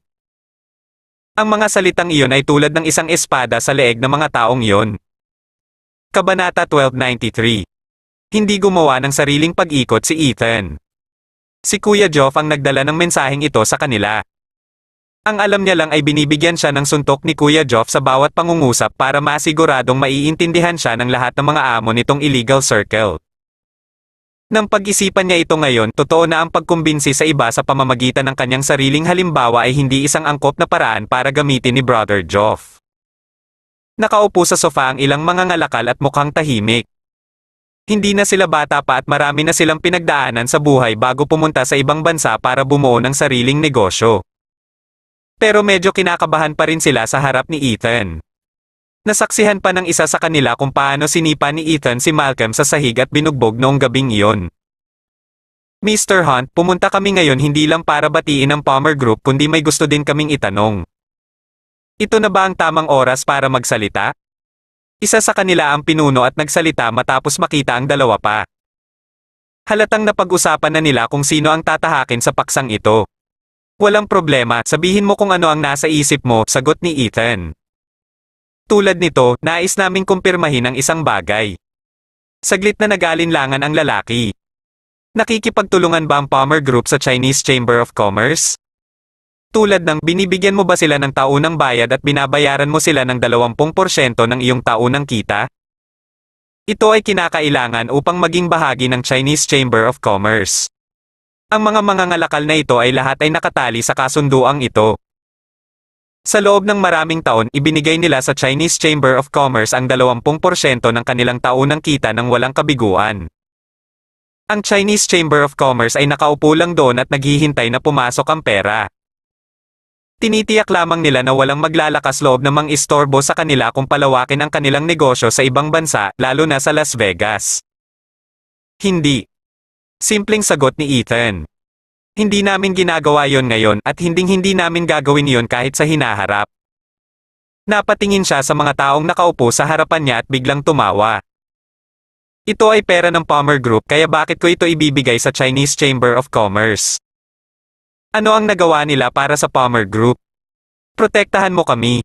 Hindi namin kailangan. Nagbibigay ng resources? Para saan? Napatingin si Ethan sa kanila. Alam ko kung bakit ka nandito. Tinatanong mo kung posible bang mapalawak ang iyong negosyo ng ligtas kung hindi ka nagtatrabaho sa Chinese Chamber of Commerce, tama ba? Tumango silang lahat. Mr. Hunt, we'll be honest with you. Hindi rin namin sila gustong magtrabaho noong una. Kung tutuusin, 20% ng mga kita namin ay talagang malaking pera para sa kumpanya. Ang halaga ng kita na ito ay hindi lamang kailangan para sa karagdagang pagpapalawak ng kumpanya o upang mapabuti ang kagalingan ng mga kawani. Iyan ang susi para magkaroon ng matibay na foothold sa ibang bansa. Walang gustong magbigay ng 20% sa Chinese Chamber of Commerce ng ganun-ganun lang. Ayaw naming magtrabaho sa kanila, ngunit wala kaming pagpipilian. Kung hindi kami magtrabaho sa kanila, magkakaroon kami ng mga paghihirap kahit na irehistro ang aming negosyo dito. Lahat sila ay umiling ng walang magawa. Ang lahat ay magiging masaya na makatipid sa gastos na ito. Ang Chinese Chamber of Commerce ay halatang kasing galing ng mga gangster pero wala silang choice. Ngunit ngayon, lumitaw ang Palmer Group. Hindi sila nagtatrabaho sa Chinese Chamber of Commerce at lumalaban pa. Nagbibigay ito sa kanila ng pag-asa kaya hinanap nila si Ethan ng personal. Dahil wala kang gustong ipamigay kaya huwag na, diretsong sabi ni Ethan. Ang mga taong ito ay mga linta lamang na patuloy na sumisipsip sa iba. Tinatawag nila ang kanilang sarili na Chinese Chamber of Commerce at nagpapanggap na kumakatawan sa mga mangangalakal na Chino at nagpoprotekta sa mga Chinese merchant, ngunit sigurado akong alam ninyong lahat kung ano talaga ang kanilang ginagawa. Ngunit, lahat sila ay nag-aalinlangan at isa sa kanila ang nagsalita, kung pipiliin naming pumanig sa Palmer Group, papayag ka bang tanggapin kami? Maaari ka naming bayaran para tanggapin kami, basta mas mababa sa hinihingi ng Chinese Chamber of Commerce. Kahit humingi ka ng 10%, tatanggapin namin. Kabanata 1294. Napatingin silang lahat ni Ethan. Ikinalulungkot ko talaga, ngunit ang Palmer Group ay hindi gumagawa ng ganitong uri ng bagay. Kami ay isang kumpanya, ngunit hindi kami kikita gamit ang gayong mga mapanlinlang na pamamaraan, at tiyak na hindi namin sasaktan ang aming mga kapwa mamamayan. Mr. Hunt, kami na lang. Hindi pa ako tapos, itinaas ni Ethan ang kanyang kamay para pigilan ang iba na hamarang. I mean, as long as you want to expand overseas, I can't vouch for other cities kasi wala namang branch ang Palmer Group doon pero wala nang manggugulo sa iyo sa Las Vegas. Huminga ng malalim ang lahat ng mga ngalakal nang marinig ang mga salitang ito. Alam nilang masaya si Ethan. Pero hindi niya kukunin ang pera nila. You don't have to be part of the Palmer Group. You just have to tell others that you're a Chinese merchant from China, and that's enough, mahinahong sabi ni Ethan. Kailangan lang nilang sabihin sa iba na sila ay mga Chinese merchant mula sa China? Yun lang? Sa tingin nila ito ay medyo kakaiba. Masasabi agad ng lahat na sila ay mga mangangalakal na Chino. Ngunit ganoon din sila kung paano sila nagiging target at hinahayaan ang mga organisasyon tulad ng Chinese Chamber of Commerce na ay bully sila at ay blackmail. Nakakaintindi kami. Ang mga taong ito ay hindi tanga. Akala nila may mali nang makatanggap sila ng apology letter sa umaga. Kaya bukod sa darating para batiin ng Palmer Group, nais din nilang kumpirmahin ito. At ngayon, very confident na sila. Mr. Hunt, ito ang business card namin at lahat tayo ay may karanasan sa industriyang ito. Kung may kailangan ng Palmer Group, tawagan mo kami at gagawin namin ang lahat para tulungan ka. Magalang na inilagay ng lahat ang kanilang mga business card sa harap ni Ethan. Ang mga sinabi ni Ethan noon ay labis na ikinatuwa nila. Kailangan lang nilang sabihin sa iba na sila ay mga Chinese na mga ngalakal mula sa China at wala nang sino man sa Las Vegas ang nang-ahas na ay bully sila. Of course, we welcome you to work with us. Ang Palmer Group ay nag-expand pa lang sa ibang bansa at nangangailangan ng tulong kaya hindi kami magiging magalang sa iyo. Tumango si Ethan at ngumiti habang sinabing, sige, makakausap mo na ang Chinese Chamber of Commerce. Salamat, Mr. Hunt. Tumayo silang lahat at bahagyang yumuko bilang paggalang kay Ethan kahit na lahat sila ay mas matanda sa kanya. Pagkatapos nun, umalis na sila. Hindi ito masyadong inisip ni Ethan. Bakit kailangang maabala ang mga negosyong Chino kapag nagbubukas sila sa ibang bansa? Dati, hindi niya alam ang tungkol dito kaya wala siyang pakialam. Pero ngayong alam na niya, kailangan niyang gawin ang isang bagay tungkol dito. Hindi lamang siya may gagawin tungkol dito, ngunit ipapakita rin niya sa mga tao rito na ang mga mangangalakal na Chino ay hindi mga taong madaling sumuko. Saan man pumunta ang Palmer Group ay nangangahulugan na ang mga tao sa kanilang paligid ay kailangang sumunod sa mga patakaran ng Palmer Group. Kung ayaw mong makinig, susubukan muna ni Ethan ng mga tuwiran sa iyo at magpapakita ng halimbawa. Ngunit kung tumanggi ka pa ring sumunod, masama yon. Hindi umimik si Diane. Ang ganitong bagay ay pinakamabuting ipaubaya kay Ethan. Paano ang Chinese Chamber of Commerce? Tumingin siya kay Ethan. Marami silang mawawala sa kanilang membership fee ng sabay-sabay at hahabulin nila tayo kapag nawala sila. Lumingon si Ethan at sinulyapan si Diane. Tumawa siya at sinabing, asawa, bakit nararamdaman ko ang pagpapahayag ng saya sa iyong mga mata? Noong nakaraan, maaaring nag-aalala si Diane tungkol sa problemang ito. Bago pa lang sila sa lugar na ito pero may mga matitinding kalaban na sila. Ito ay maaaring negatibong makaapekto sa pagpapalawak ng Palmer Group. Ngunit pagkatapos ng mahabang pagsunod kay Ethan, ang Palmer Group ay nagbago mula sa isang maliit na kumpanya sa maliit na Greencliff tungo sa isang kilalang kumpanya sa bansa. Sila ay naging isang malaking conglomerate na sumasaklaw sa ilang mga industriya at ngayon ay dumating na rin sila sa ibang bansa. Unti-unting lumawak din ang isip ni Diane. Oo naman. Kailangan ko ring lumaki, sabi ni Diane. Hindi mo ba kilala kung sino ang asawa ko? Kabanata 1295. Gustong-gusto ni Ethan kung paano nagkaroon ng pilyong ekspresyon ngayon si Diane. Ang gusto lang niyang gawin ay protektahan ang inosente at mabait na panig ni Diane habang tinutulungan itong lumaki at tumayo.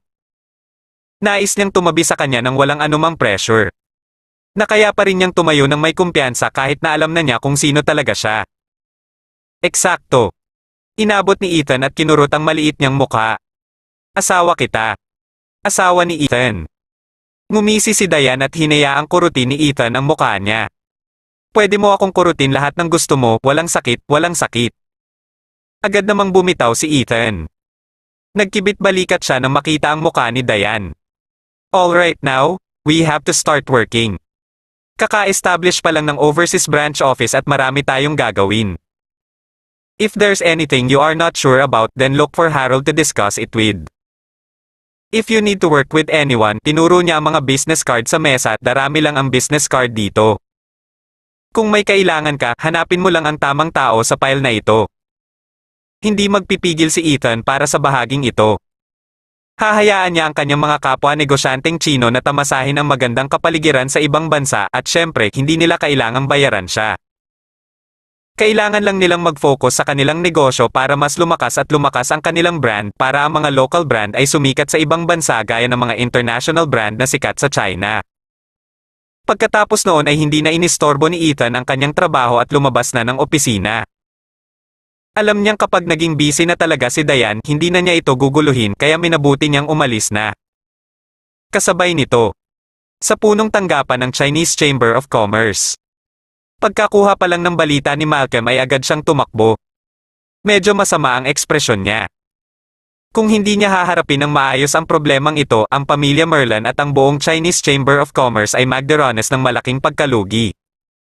Kung tutuusin, hindi lang ang pamilya Merlin ang sangkot sa Chinese Chamber of Commerce na ito. May dalawa pang pamilya. Matapos masira ang pamilya Moore, ang pamilya Merlin ang dapat ang may pinakamaraming kapangyarihan at malamang na mas makontrol pa sa hinaharap. Ngunit ngayon, ang mga negosyong Chino na pumirma ng mga kontrata sa pamilya Merlin ay tumangging mag-renew ng kanilang mga kontrata at ang ilan sa kanila ay gustong tapusin ang kanilang mga kasalukuyang kontrata. Galit na si Jasper. Kung hindi niya nalutas ang problemang ito, hindi siya sigurado kung siya ang susunod na pinuno ng pamilya Merlin kahit na siya ang panganay na anak ng pamilya. Sa meeting room, si Malcolm ay kumuha ng pambihirang usok. Medyo masama ang tingin niya. Parang bumibigat ang hangin sa meeting room. Naiintindihan ko. Kaya kayong lahat sa panig na ito ay ayaw nang mag-renew ng kontrata at hindi na ninyo kailangan ang Chinese Chamber of Commerce para suportahan kayo. Ngumisi siya at lumingon sa kabilang side. At lahat kayo dito ay gustong tapusin ang inyong mga kontrata at wala kayong balak magbayad ng mga bayarin sa susunod na kalahating taon. Ang mga bayad para sa Chinese Chamber of Commerce ay kinokolekta bawat season. Natatakot silang biglang mag-withdraw ang mga negosyanteng ito sa ibang bansa kaya kung minsan lang sila mangolekta ng bayad sa isang taon, baka wala silang makuha. Tama, ayaw naming mag-renew ng kontrata kaya pumunta kami para ipaalam sa iyo. Sa totoo lang, hindi na namin kailangan ng suporta mula sa Chinese Chamber of Commerce. To be honest, wala kaming natatanggap na suporta mula sa Chinese Chamber of Commerce all this time. Malcolm, alam mo na nagpapanggap ka lang na sumusuporta sa amin. Lahat talaga kayong mga bloodsucker na nang blackmail sa amin dahil lang sa malakas kayo dito. Dahil malapit na silang putulin ang ugnayan, hindi na magalang ang mga mangangalakal na ito. Alam nila ang lahat tungkol sa kung paano inatake ang mga ari-arian ng pamilya Merlin at dumanas sila ng malaking pagkalugi at lahat ng ito ay ginawa ng amo ng distrito. Hindi mo man lang maprotektahan ang sarili mo, kaya sino pa ang gusto mong protektahan? Tumawa silang lahat ng malamig at wala nang gustong sabihin pa saka sila tumalikod para umalis. Walang sinabi si Malcolm. Halos maubos na ang sigarilyo sa kamay niya. Naglabas siya ng sigarilyo at tinitigan sila. Gusto mong tapusin ang kontrata? Sure, you can do it. Tapusin mong bayaran ang lahat ng bayarin para sa taong ito at ang termination penalty, then I will agree to the termination of the contract. Kabanata 1296. Anong masasabi mo? Ang ilan sa kanila ay hindi sumasang-ayon. Hindi na sila magtutuloy-tuloy na magkatrabaho pero gusto niya ng 1 taon na bayad at severance penalty fee. Hindi ba normal lang yon? Sabi ni Malcolm. Ibig mong sabihin hindi na natin kailangang sundin ang terms sa contract? At sinusunod ba ng Chinese Chamber of Commerce ang mga kinakailangan nito? Malamig na tumawa ang isa sa kanila. Sabi mo susuportahan mo kami, pero ano ang sinuportahan mo? Hindi mo lang kami ginugulo. May nagnakaw ng mahahalagang kagamitan sa pabrika ko sa ilalim ng ilong mo at wala kang ginawa. Sinaman niya ng tingin si Malcolm at hindi umimik. Sabi ko, alam nating lahat na ang Chinese Chamber of Commerce ay parang tigre na gawa sa papel. Wala kang silbi. Dumating ang Palmer Group sa ibang bansa at hindi ka pinansin, ngunit maaari pa rin silang mag-operate gaya ng dati. Hindi na kailangang umiral ang Chinese Chamber of Commerce. At saka, makakalimutan mong kumuha ng sentimos sa akin. Ha! With that, tumalikod silang lahat para umalis.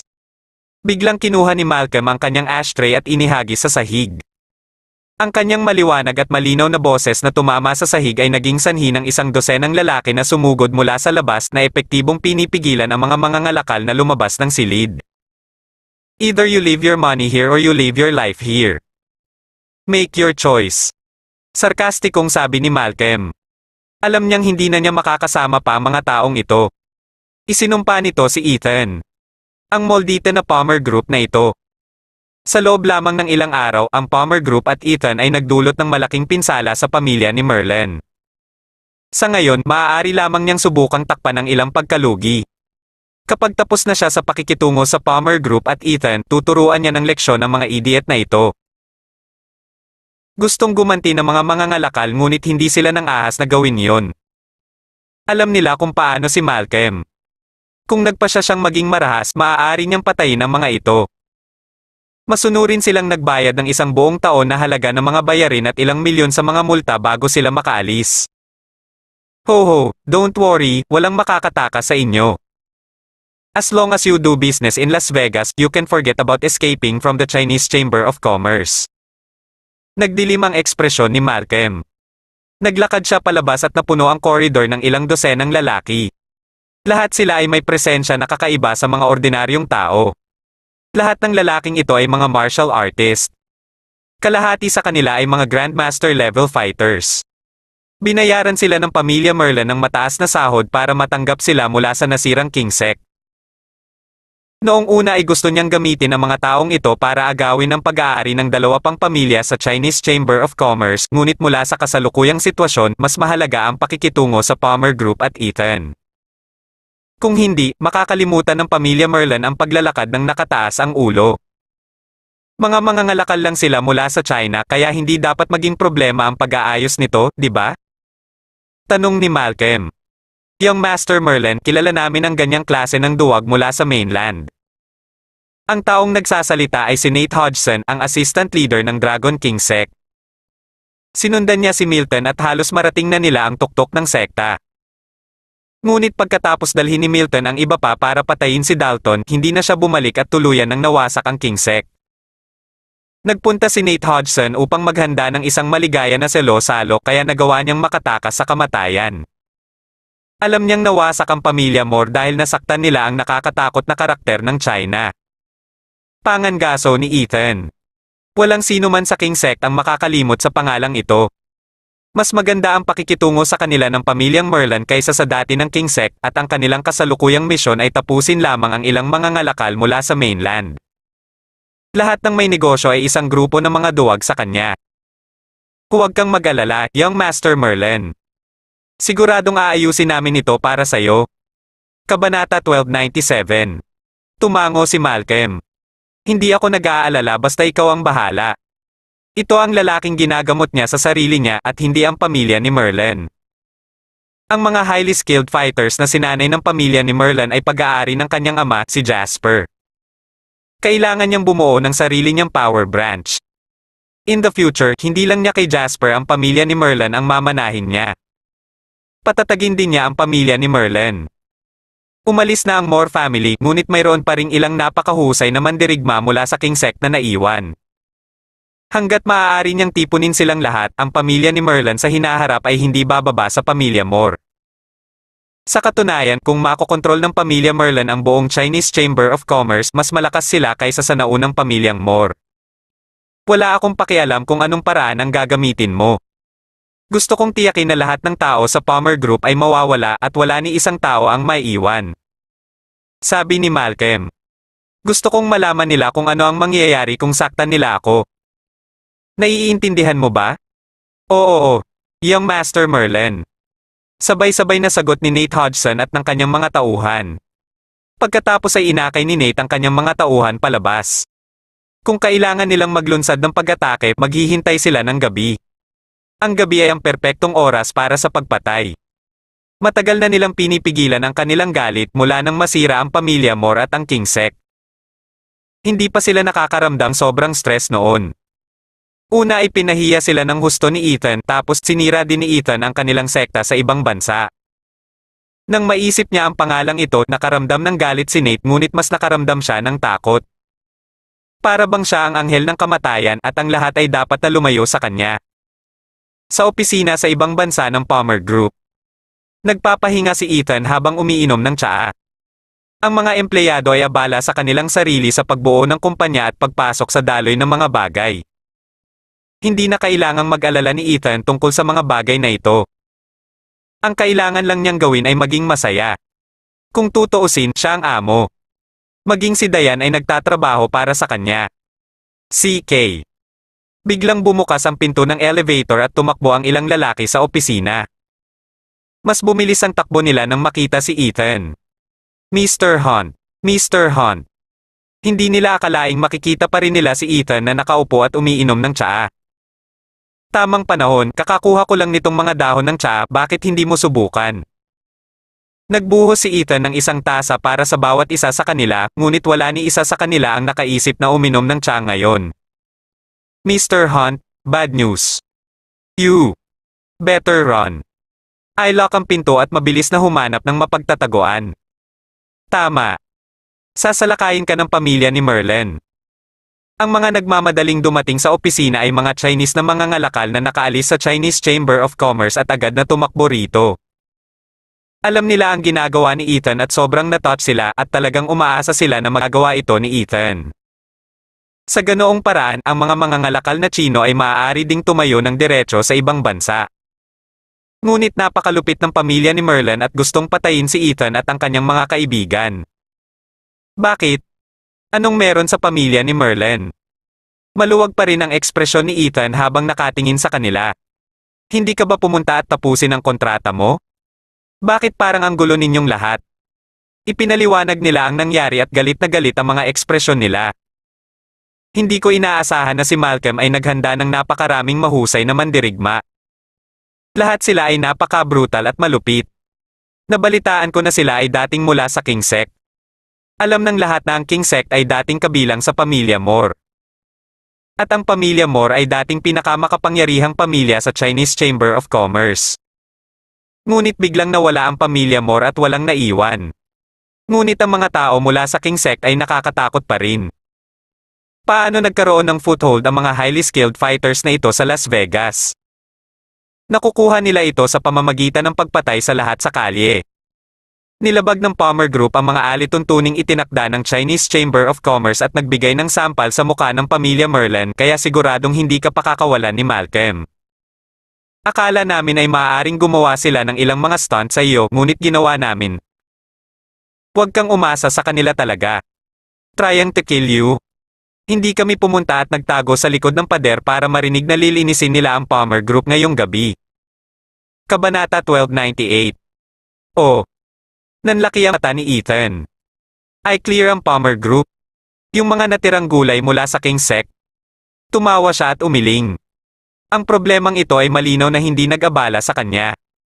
Nagtataka pa rin si Ethan kung sino ang parating sa kanya. Isang mandirigma mula sa King Sect. Hindi ba't nilinis niya ang lahat ng araw na yon? Naalala niya na lahat ng 12 pinuno ay pinatay noong araw na iyon at ang pinuno ng sekta, si Dalton, ay namatay na mas trahedya. Mayroon pa bang mas malalakas na tao na natitira sa King Sect? Si Ethan ay tila walang pakialam at halos mapaiyak na ang mga mangangalakal dahil sa kanilang pagkabalisa. Guro sa pangangaso. Subukan mo itong tsaa. Kung maghihintay ka pa ng ilang minuto, hindi magiging pareho ang lasa. Pagkatapos ay hindi niya sila pinansin at tinawag si Ashley. Ashley, sabihin mo sa lahat na sorry pero kailangan nilang mag-overtime ngayong gabi. Pagkatapos kong malutas ang problemang ito, air-treat ko ang lahat ng pritong manok at totoong hamburger. Halos himatayin ang mga mangangalakal. Pinagsasama-sama ni Ethan ang lahat para sabay-sabay silang katayin ng mga tauhan ni Malcolm. Nararamdaman lamang nila ang pagkabalisa ngunit wala na silang ibang magagawa.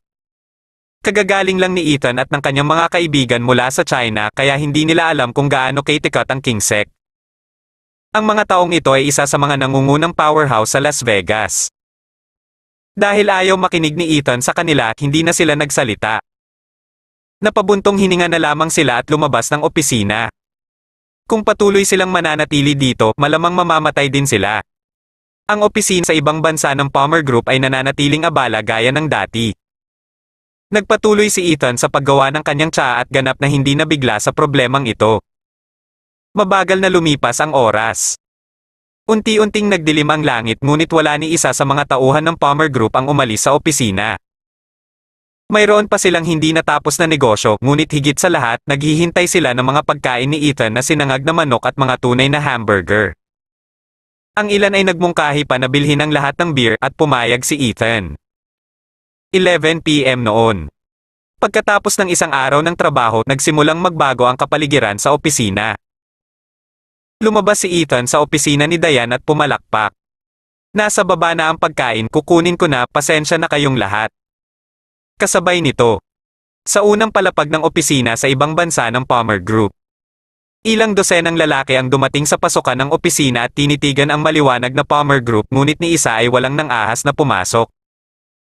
Nasa harapan si Nate at medyo mapatla ang muka. Nakita niya ang malalaking salita sa pisara na may nakasulat na Palmer Group at napalunok. Pa! Ang Palmer Group? Isang muka agad ang lumitaw sa kanyang isipan. Ano ang Palmer Group ni Ethan? Bilang isang tao mula sa King Sect at assistant ng Dragon Leader, pinahintulutan siyang malaman ang ilang bagay tungkol sa pamilya Moore. Alam niya na ang mga ari-arian ng pamilya Moore sa China ay ganap na nawasak ng isang kumpanyang tinatawag na Palmer Group. Alam din niya na ang pamilya Moore ay pinatay ni Ethan mula sa Palmer Group. Alam din niyang si Ethan ang Sumira sa King Sect. Siya at ang kanyang mga tauhan ang nakataas mula sa massacre. Maliit lang silang isda na hindi man lang karapat-dapat sa atensyon ni Ethan. Huminto ang isang delivery van sa harap ng pasukan at isang grupo ng mga delivery boy ang may hawak na ilang lalagyan ng pagkain at ipapaakyat na sana sila sa itaas. Hello, hinailan ni Nate ang isa sa kanila at maingat na nagtanong, pinadala mo ba itong pagkain sa Palmer Group? Matapos makatanggap ng positibong feedback, mas kinabahan si Nate. Magtatanong pa sana siya nang bigla niyang napagtanto na nakalagay sa resibo sa lalagyan ng pagkain na ang nag-order nito ay si Ethan. Nagutos din ng takeout ang isang anghel ng kamatayan. Kabanata 1299. Biglang naramdaman ni Nate na nanlalambot ang kanyang mga paa. Ethan. Isang pangalan iyon na hinding-hindi niya malilimutan. Nakakatakot na demonyo. Ang pamilya Moore ay namatay dahil sa kanya at gayon din ang King Sect. At ngayon, papatayin niya si Ethan. Kalimutan na kita, Malcolm. Nagmura si Nate sa puso niya. Tumalikod na siya at tatakbo na sana nang may sumulpot sa pinto. Oh, dumating na ang shipang order ko. Agad namang natigilan si Nate nang marinig ang boses at hindi makagalaw. Pakiramdam niya ay hindi na makagalaw ang kanyang kaluluwa. Kung maglakas loob siyang kumilos, mamamatay siya. Ikaw ba si Mr. Hunt?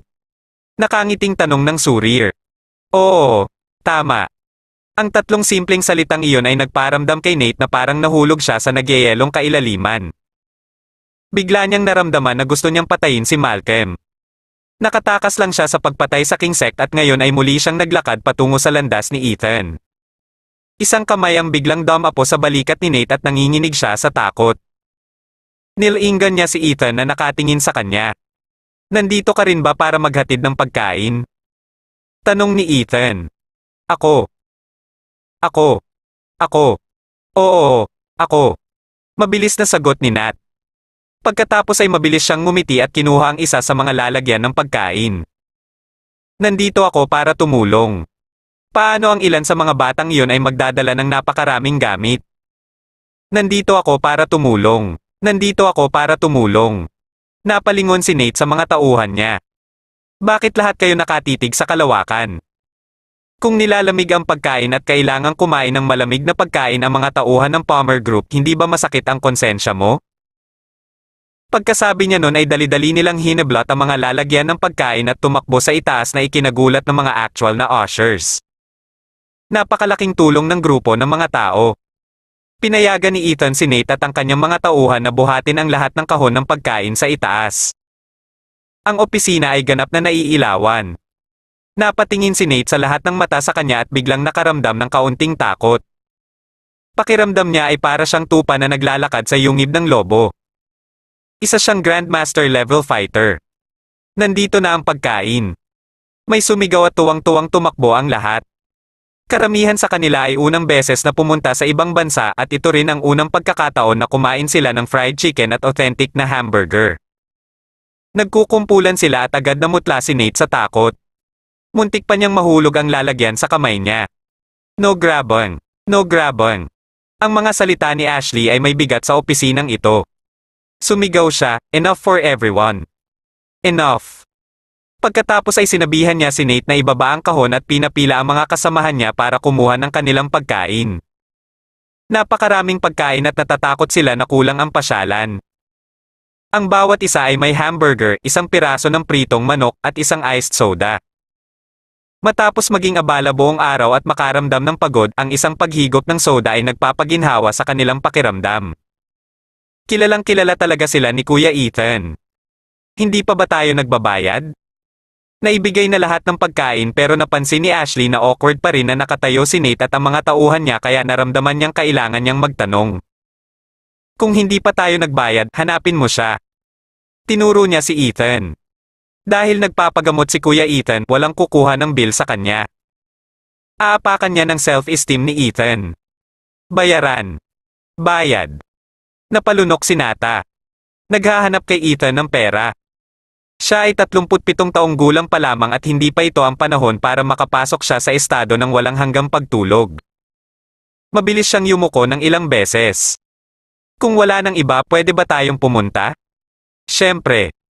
Natawa si Ashley at nagtaka kung bakit napakagalang nitong mga nagde-deliver sa ibang bansa kahit na nag-deliver na ng pagkain. Gusto ba nilang manatili at kumain din? Kabanata 1300. Matapos makuha ang permiso ni Ashley na umalis, napaiyak si Nate. Hindi na siya naglakas loob na sabihin yun at yumuko habang maingat na naglakad palabas. Natatakot siyang gumawa ng bagay na maaaring makaapekto sa mga tauhan at hindi maligaya kay Ethan. Kahit sa elevator ay nasa bibig pa rin ang puso niya at nakaramdam siya ng pagkabalisa at pagkabalisa. Nang marating niya ang unang palapag at tumuntong sa matibay na lupa, sa wakas ay naramdaman ni Nate na tunay na buhay. Halika na. Mabilis siyang lumayo at hindi na naglakas loob na manatili pa. Sa itaas, dinala ni Ethan ang kanyang pagkain sa opisina ni Diane. Di ba sabi mo may tao dito para manggulo? Si Diane ay humigop ng soda at nakaramdam ng sobrang paninigas. Parating na sila, mahinahong sabi ni Ethan. Ngunit sa palagay ko ay nagbago ang kanilang isip sa huling minuto at sa halip ay dumating na may kasamang hapunan. Kumuha siya ng paper napkin at pinunasan ang bibig ni Diane. Huwag ka masyadong uminom, tataba ka mamaya. Mabilis na ibinaba ni Diane ang tasa. Pero syempre, gusto pa rin kita kahit mataba ka. Tumawa si Diane at muling kinuha ang tasa. Ngumisi siya at sinabing, I'll take the last 2 bites. Pagkatapos ay kumuha siya ng 2 malaking subo na para bang mapupuno niya ang kanyang buong bibig sa bawat subo. Pagkatapos ay mabilis niyang ibinalik at mukhang tuwang-tuwa. Hindi alam ni Ethan ang gagawin sa kanyang cute at pilyang muka at kinuha na lang ang natitirang tasa na may lamang kaunting soda. Sige, inumin mo.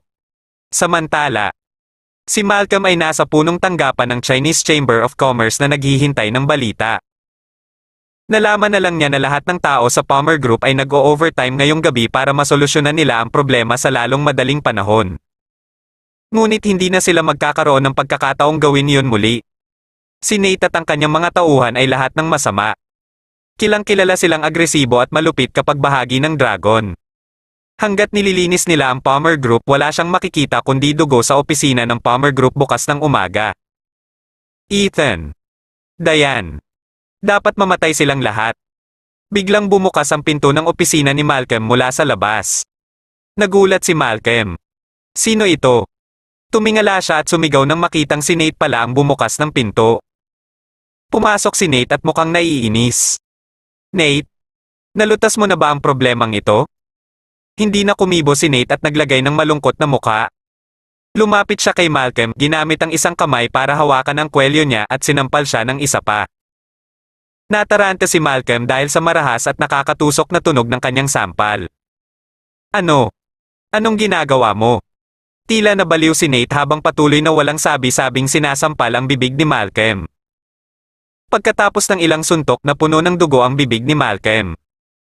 Anong ginagawa mo? Sigaw ni Malcolm. I'm from the Merlin family. Ako ang nagpapakain sa'yo. Lalong nagalit si Nate. Itinaas niya ang palad niya at isiniksik iyon sa dibdib ni Malcolm. Nabali niya ang ilang tadyang. Oh! Napaungol si Malcolm sa sakit. Ikaw ang nagpapakain sa amin? Sinigawan siya ni Nate, bayaran mo lang kami ng pera at sa tingin mo kaya mo kaming ipadala para mamatay? Papatayin muna kita. Namutla si Malcolm. Kitang-kita niya ang pagpatay sa mga mata ni Nate at nagsimula siyang magpanik. Tigil. Nagsimula siyang sumigaw. Huwag mo akong patayin. Huwag mo akong patayin. Wala siyang ideya sa nangyari kanina. Sinabihan niya si Nate na patayin si Ethan at si Nate naman ang nagsabi na hindi ito magiging problema. Bakit siya ngayon ay bumaling upang patayin siya? Mapanganib na panatilihin ang gayong mga ganid sa bahay. Ang mga walang utang na loob na brats na ito. Ano ang nangyayari? Nagtagis ang ngipin ni Malcolm at nanginginig ang buong katawan. Nate, I'm from the Merlin family, so if you kill me, you'll never get out of Las Vegas alive. Salamat po at sinamahan niyo ako dito. God bless po sa lahat mga idol.